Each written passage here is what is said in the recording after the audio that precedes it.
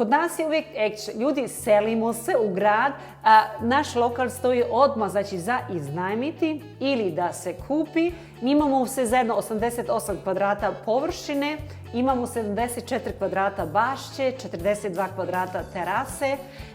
Kako sam posmatrala zadnje godine, jako je bilo idealno za nekoga ko ovdje nešto prodaje, ko treba neku mjesto gdje može svoje stvari znači, da izloži.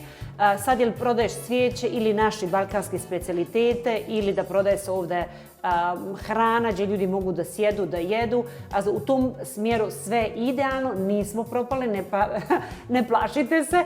Jednostavno želimo da se preselimo u grad. Za nas ovo nije nešto idealno, puno mi je oko bašće da se radi. Znači, možeš da iznajmiš ovaj lokal ili da kupiš. Imaš još podrumnu uz to i još znači, parking za 2 auta, ne moraš dugo da tražiš parkplac. Što se tiče, bust je isto ispred vrata. Pa ako se interesiraš, javi nam se. Ćao!